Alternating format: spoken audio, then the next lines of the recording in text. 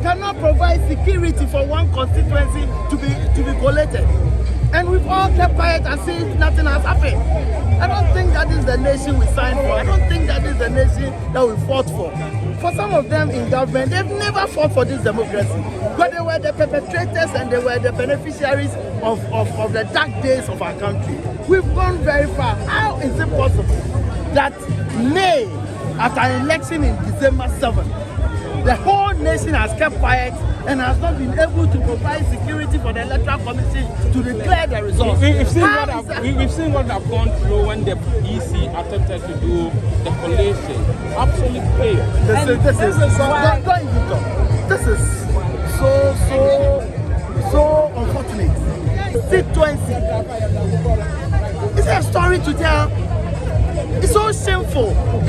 I can't imagine. So if this is how they are going to manage our elections, what will happen in 2028 when 276 constituencies? You cannot manage one constituency. It's unfortunate. For you, I mean, directly, have you heard anything from the Electoral Commission? And you see, strangely enough, she's a woman. And she's treated like this. No doubt the Chief Justice, who is a woman, is also being treated like this. We also remember that the former Chief Justice, who was also a woman, it was she that the NDC said that there are many ways of killing a cat. I don't know what women has done to this brand. The NPP removed Charlotte Osei, who's also a woman. The NPP removed Charlotte Osei, who's also a woman. Not the NPP that removed her. Sometimes we tend to want to equalize in this matter.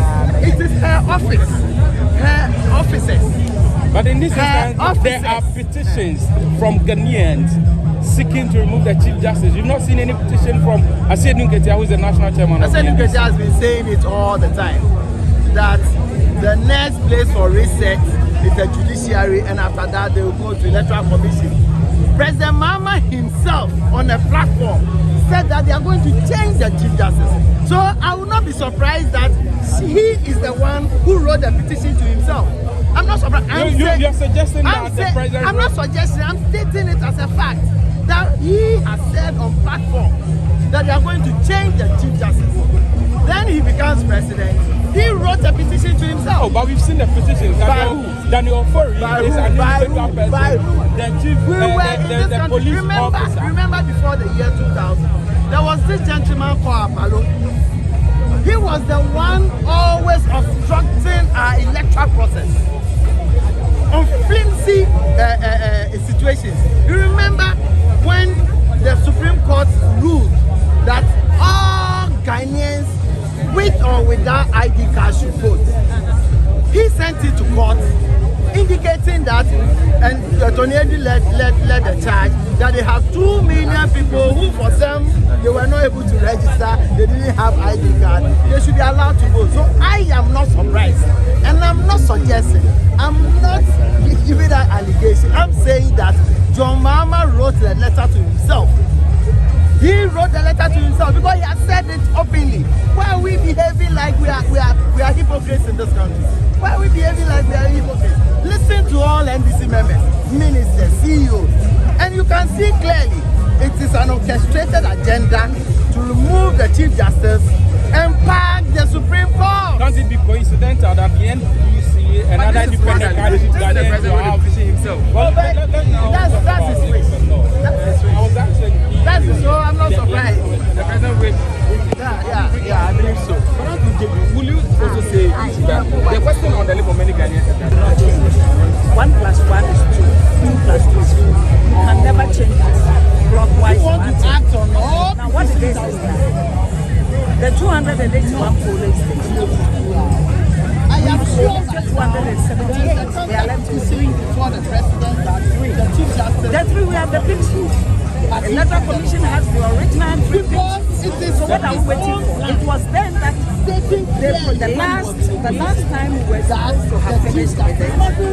Then we saw the NDC cards organized by the Abdulmanok organizer, and they disrupted everything. So we are just waiting for the police, the IGP, to provide adequate. That's all. as a stakeholder, have you written to the police individually? We have done all that we have to do. We've written, Parliament has done the same everywhere. And so we are waiting for it to be collated. that is almost Supreme Court in Yano, or maybe man guarantee. They are trying to say judges are more high court, that is almost circuit court, maybe man guarantee. I've been there about what you want to do.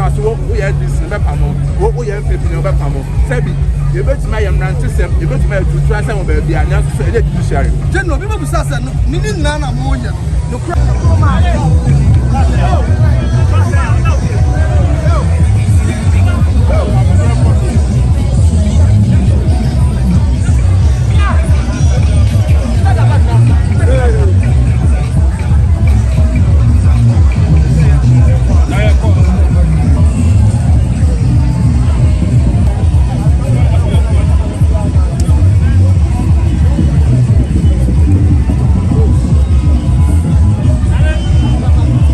Former Governor, Bank of Ghana, and Ken Ofori-Atta are victims of such onslaughts, including the ADC to former Vice President Mahamadou Bawumia.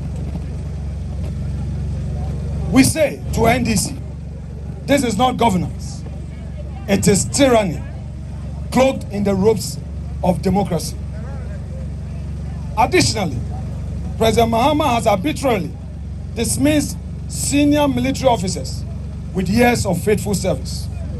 He has gutted the Ghana Armed Forces of professionals, experience, and neutrality. Our military, once revered for its non-partisanship, is now being painted in NDC colors. This is dangerous. This is a dangerous betrayal of the Republic. And why? Because President Mahama no longer sees himself as a president. He fancies himself an autocrat, a ruler for life. A number of guests at his inauguration told this story. Military dictators, authoritarian sympathizers, men of iron fists and empty conscience. And as if to erase all doubt, he donned full military regalia at a recent armed forces event, parading as commander of a nation he plans to subdue, not to serve.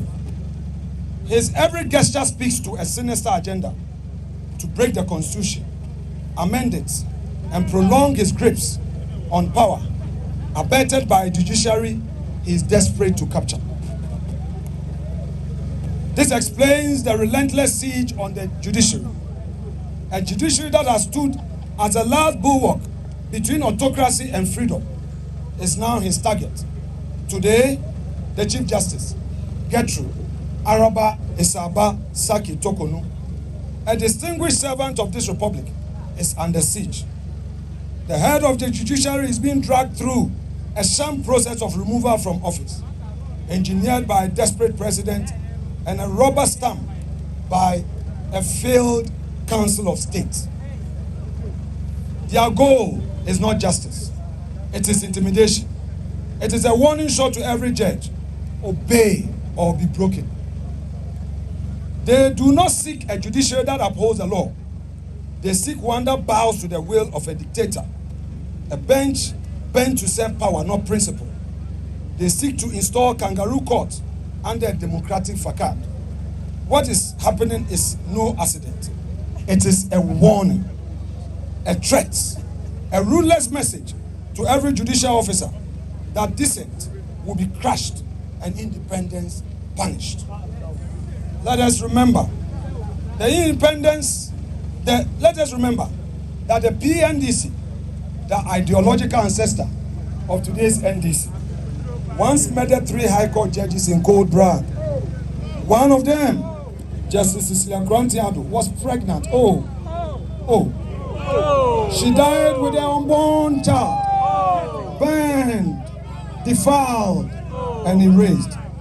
That dark memory now casts a shadow once more as a Mahama returned with vengeance in his heart and fear as his airport. Let us observe a mini silence in memory of those judges who were murdered by the PNDC, the ancestor of NDC. 1 minute silence in memory of these judges who were murdered.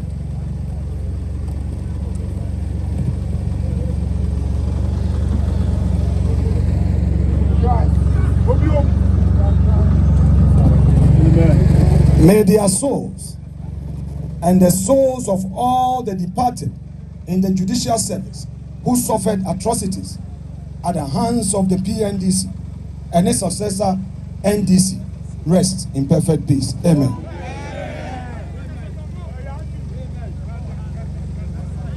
This time, instead of bullet and fire, the NDC uses nominations and intimidation. He has proposed 7 new appointments to the Supreme Court. Some competent, yes, but selected to serve his diabolical agenda. He wishes to fashion a judiciary in his image, subservient, pliant, loyal to party above law. It is no coincidence that His Excellency titled his memoir, My First Coup d'etat, and what is unfolding in our democratic institutions appear to be the second. But the judiciary is not his only target. Since returning to power, Mahama has embarked on a sweeping purge of the public and civil service. Hundreds of hardworking Ghanaians, professionals who have served government of all stripes with dignity and skill, have been dismissed without cause or hounded into false resignation.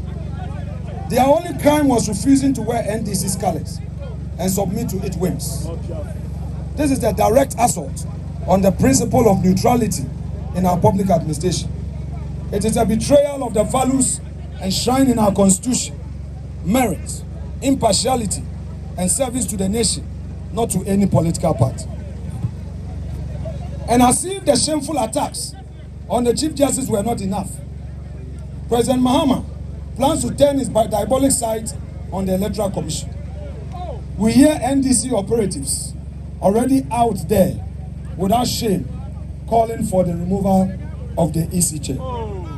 They speak of accountability, but who do they think they are misleading? The Attorney General, far from being the guardian of justice, has been reduced to a partisan stool, sweeping away prosecutions against NDC officials and now focusing on NPP officials. Now entangled in a web of allegations and counter-allegations, he has become a perfect reflection of the regime's decay, a symbol not of justice, but of rot in high office. The president himself, who boldly vowed to sanction any appointee who failed to comply with the constitutional mandate to declare asset before assuming public office, has so far failed to sanction these officials who breached his own code. Now he remains silent, lacking the courage to act. Instead of upholding the constitution, his government issues weak denials and evasive statements, shielding the lawless while persecuting the principled. This is not leadership. It is a conspiracy of impunity, a cabal determined to protect its own and crush all who would dare to hold them accountable. Let us be clear This is not politics as usual. This is dangerous, coordinated attack on Ghana's constitutional democracy. And that is why we march today. We march to resist the rise of a new oppressor, one who wears the clothes of democracy, but governs with the spirit of dictatorship. We march not as partisans, but as patriots. We march because of the Constitution demands it, article after article of our supreme law, and joins us to defend the Republic, not with arms, but with truth, courage, and lawful resistance. We must, as citizens, be vigilant. We must be relentless. We must use every constitutional tool at our disposal to oppose the descent into despotism.